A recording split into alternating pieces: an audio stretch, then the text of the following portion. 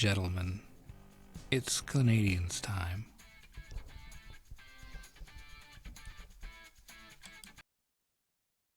Hello and welcome to Canadiens time.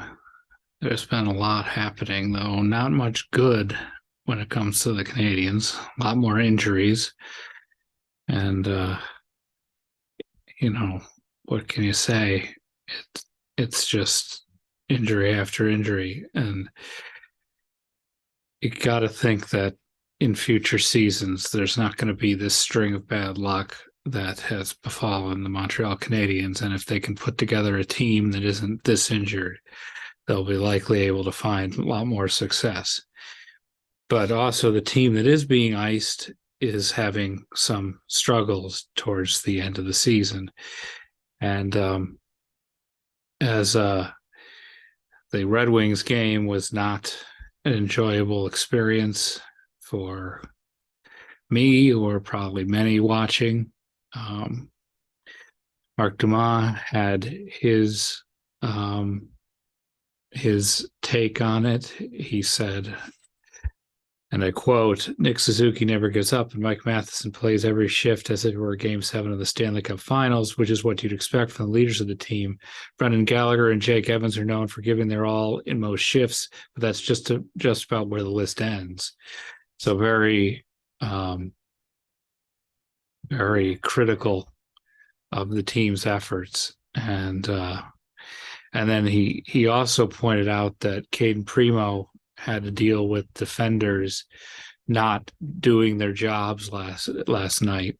And he said, quote, "It is quite apparent the young goaltender was going to be left to his own devices early in the first period when the Red Wings simply had to walk their way into a high-danger scoring area to score their first goal of the game."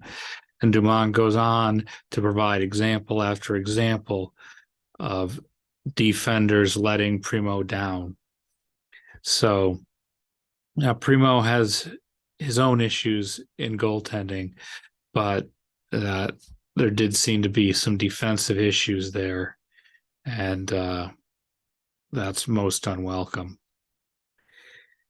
And I don't know. I mean, at this point, the Canadiens losing their games only makes their draft position better.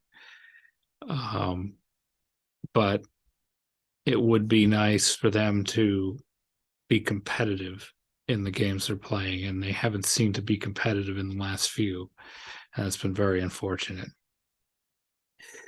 Looking at Ryan Praught did a article looking at Montreal in March and how they looked at some of the numbers that Montreal had put up, and quote, he said, "All season long, the Canadiens have been a team that's given up a great deal of scoring chances and struggled to create the offense to balance it out. Unfortunately, that didn't change in March." So that kind of sums it up. But he also had a very interesting observation. It's a great article to read. Just get all the details. So I urge you to go read it. But one observation I want to share is that he said that offensively, the Habs are actually scoring more than expected. While they're improving this area, a lot of the Habs offense comes from the perimeter as opposed to the slot. That makes it challenging to score efficiently, unquote. So just there, it's interesting that the Canadiens are, from their shot position, are not in the best of places. So that means they're having less high danger chances because they're taking their shots from a lower probability area. And you got to think that that's an area where they need to improve upon, because if you're just taking your shots from areas that it's a lower chance, obviously that's going to lower your chances of scoring goals. And if somehow you're magically, or not magically, but if you're fortunately scoring more than you should, that's not going to be sustainable. Eventually, some point that puck luck's going to end. So next, turning to prospects, Mark Dumont had a article about certain prospects, and he wrote about Riley Kidney. And one of the things he said was, quote, as has been the case throughout the season, his playmaking was on full display. He generated a bevy of high danger chances and set up his teammates by creating an endless stream of passing lanes in the offensive zone. And this was in game 2 of a playoff game in the juniors. He also spoke about Emil Heineman, who's been playing in Laval, and he wrote about that Heineman had 6 goals and 2 assists in 6 games. So that's been very impressive. Heineman's really provided a spark that Laval could certainly use, as they need to win as many games as possible to make the playoffs. Over on Locked On Canadiens, Scott Matla provided an update on Jan Mysak, saying that he's still adjusting.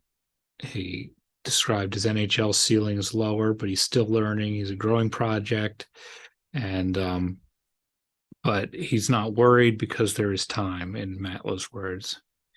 Patrick Bexell wrote a piece.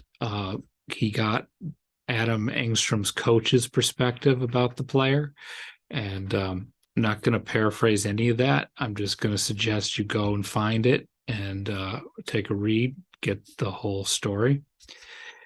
Raphael Harvey-Pinard, Laura Saba on Locked On Canadiens noted that he's been carving out his own path separate from Gallagher, even though he was called Lavaliger. And I stumbled over that, but that the comparisons between the two, RHP is now sort of, he's got his own game. And in Saba's words, and paraphrasing, his self-awareness of his ability is a key to his success. And that's a valuable perspective. So RHP has just been amazing this year, and hopefully he just keeps it up, and we see more good things from him. And yeah, I mean, I don't see him playing the same sort of game as Gallagher. I mean, he does get down by the net, certainly, but it does seem to be he does seem to have a different style too. So I don't know. Be interested to see what he develops into. Brian Wilde talked about Sean Farrell's performance in the Red Wings game, and he was very glowing. He said, quote, there was no element of his game that said it was too big for him or too fast for him. He did not have trouble with the size of the Red Wings stopping him from achieving his goals, and the game certainly wasn't too fast for him. He had his time to make plays. He also said he processes the game quickly. When he gets the puck, he has a plan in his mind already. He's able to execute small plays quickly, like outlet passes on the half wall on defense and headman passes in the neutral zone where the defender is coming to take time and space away. And Wilde had more to say. And of course, as usual, I'm not going to read an entire article to you. That's not proper. So I urge you to go read Brian Wilde's recap of the Red Wings game, where he goes into even more detail about Farrell. And Farrell does seem to be fitting in pretty well. He's arrived at a time when the Canadiens are struggling overall, so it's not been the best of times to debut on the team. But he just has he hasn't looked lost out there at all. He looks like he's ready to go, and he's been thrown into it. I mean, being put on the first line. I mean, that's not exactly, just sort of letting him wade into the water. He's been really thrown into the fire. Dumont had a piece on Mike Matheson, and it was a good piece. He mentioned that in March, Matheson tied with Nick Suzuki for total points and thus outscored all the other forwards. He said, quote, not only is he an excellent skater, but he also has a penchant for generating controlled exits and controlled entries, which is a significant boon for all the players who are lucky enough to be on the ice while Matheson is playing. And quotes like this are important because there's stats and there's advanced stats, and you can look at them, you can try to get an idea of where are the shots coming from, what's your expected goals, what's this, what's that, but I don't think it's going to get to the level of who's generating exits and entries, which is a very important part of the game. And Matheson, if he's making those things happen, those are plays that are going to lead to both getting that puck out of the end and moving it forward and leading to offensive opportunities. And certainly his skating skill, everyone can see that doesn't require an expert's view, but the X's and entries was a very interesting note. Dumont also said that, quote, few players in the AHL seem to have the ability to drive the play as often and as efficiently as Matheson. So high praise. And he really has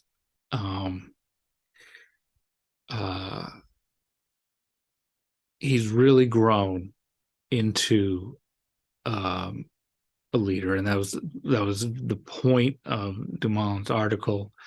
But I think we can all see it, that there was sort of a thought that it would be maybe Edmondson or Savard would be the sort of more leaders of the defense, but Matheson has really taken over and has really set an example. And and I believe I was on the happy hour that they did the math that if he had a full season, he had that injury earlier on, but he could have been a 60-point player this year.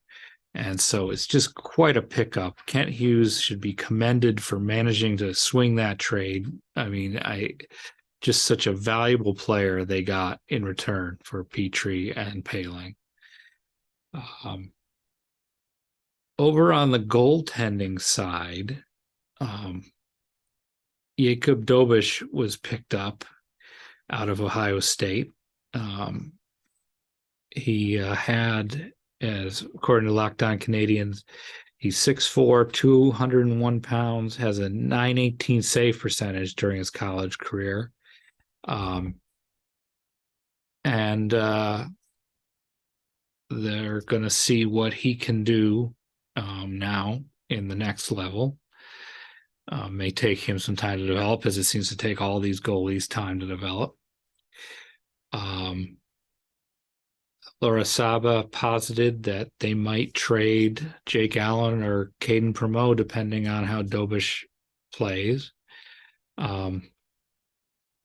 Scott Matla doesn't believe Primeau is going anywhere.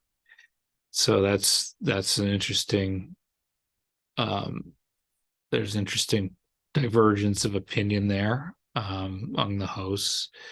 And it's an interesting question of what's going to happen with the goaltenders as the next few years roll on.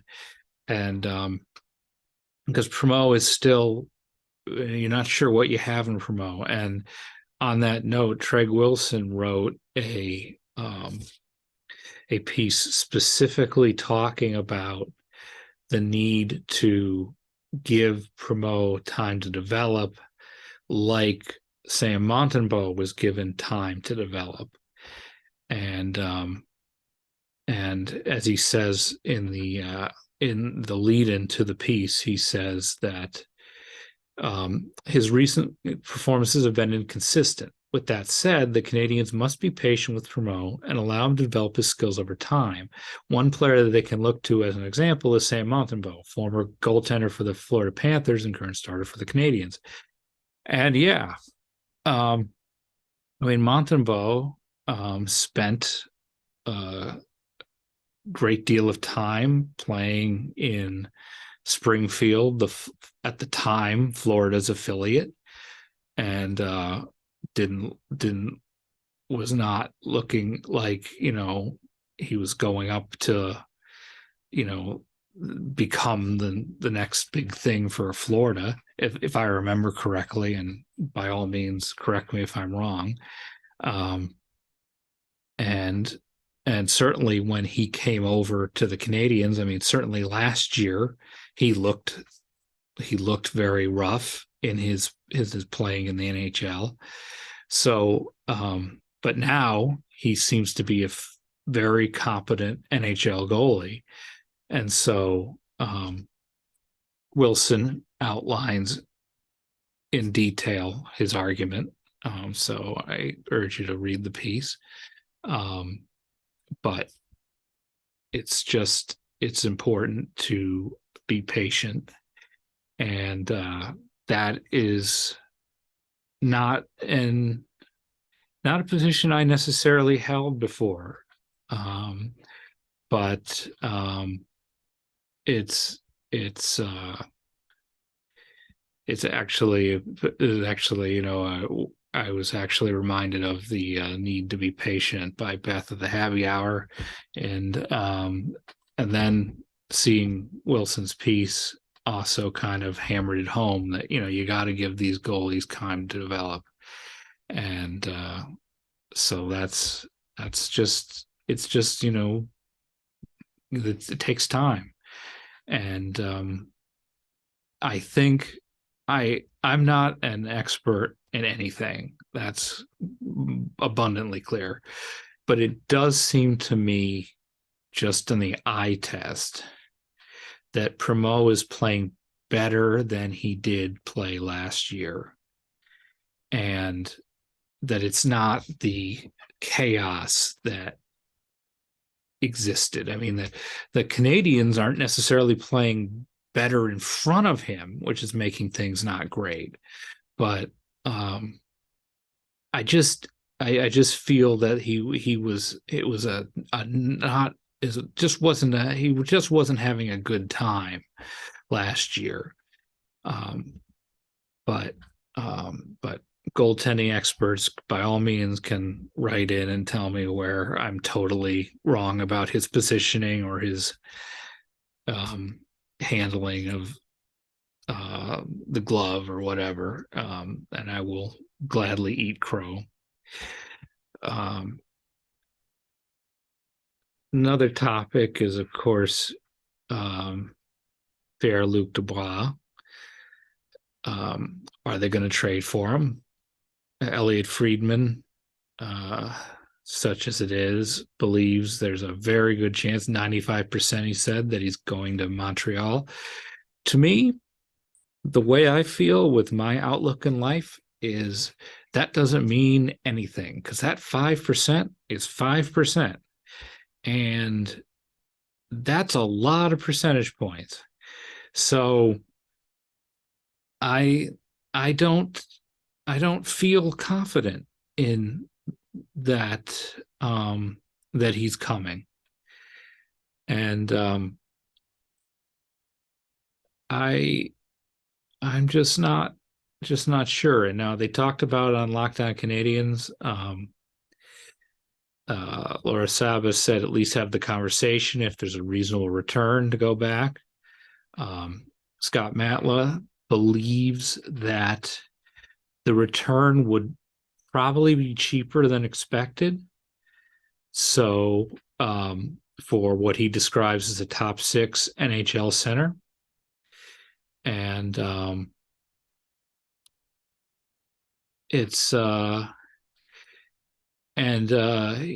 there is the issue of like what is on Dubois in the sort of the Columbus locker room issues and the Winnipeg locker room issues. Are they, is he at fault, or is it the situation not his fault that there was any animosity?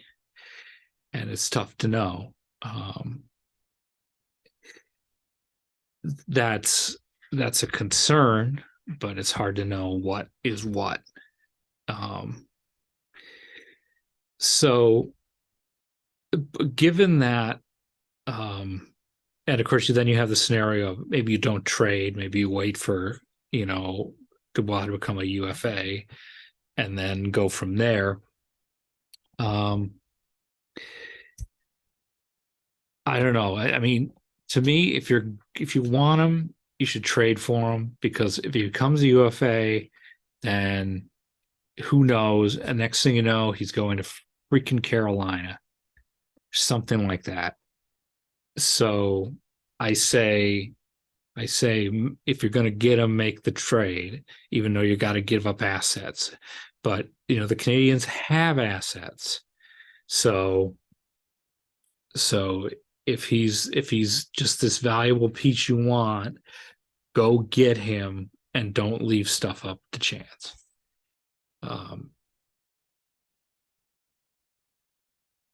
On another topic, which I'm not really transitioning smoothly into at all, the Laval Rocket, who, unlike the Habs, have a chance to make the playoffs. They will be taking on the Cleveland Monsters on, I believe, April 6th or 7th. I'm not sure now, so look at my notes. Either way, they're going to take on the Cleveland Monsters at the end of this week. And those two teams are close to each other in the rankings, so it's a very important game. And as Mark Dumont put in one of his articles, if the Rocket can hold off the Monsters, their playoff odds will increase significantly. If they lose, things get rather complicated. And Dumont explained it more in the article. All the articles go in the show notes. Also, speaking of Laval, Scott Matla spoke about, with his knowledge from covering them, and noted that Heineman and Dubé have been a key to Laval's success. Again, he noted the 6 goals in 6 games for Heineman, and Dubé has 30 points for the Rocket. And Matla said all he does is get big goals and big assists, and he said that someone stepped up, and it was him. So, I mean, Laval has had so many players called up. And so Dubé has appeared to be a player that has filled the void with those call-ups. Finally is the subject of the Canadiens rebuild, which of course is ongoing.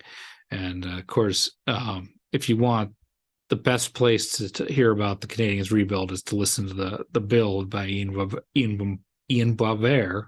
Wow, really stumbled over that one. But just a brief foray into it. Couple pieces came out about the rebuild, one by Blain Potvin and one by Nathan Nee.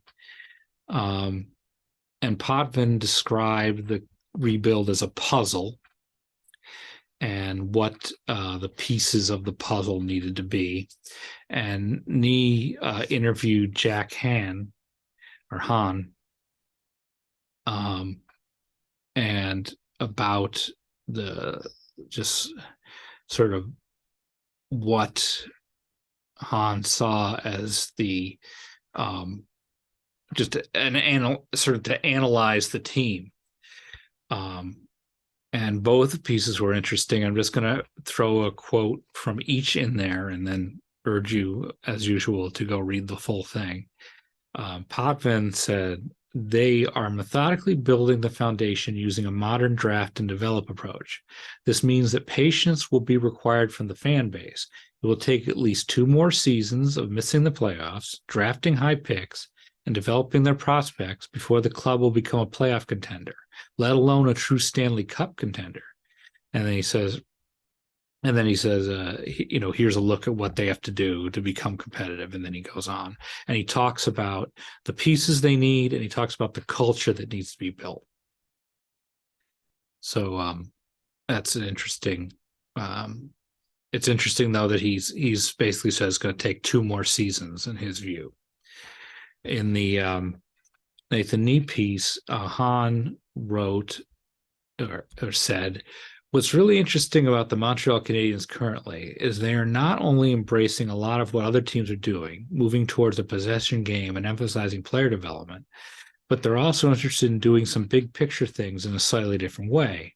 The team is way more interested in investing in individual players than before. What does that mean? Well, how do young players get better? First, they have to play with and against good players. Second, they have to figure out what works and what doesn't. And this innately means making a lot of mistakes.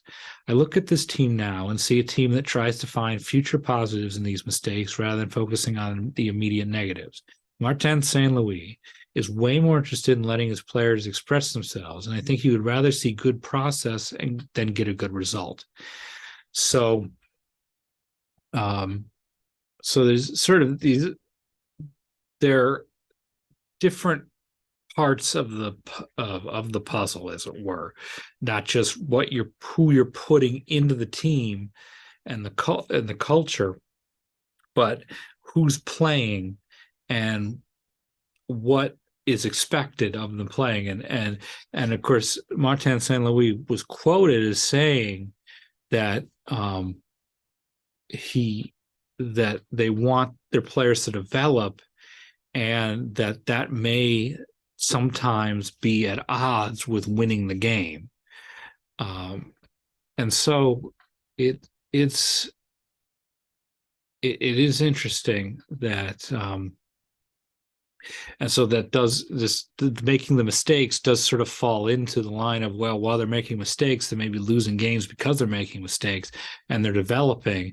And that feeds into not being a playoff team, drafting high picks, bringing in more players.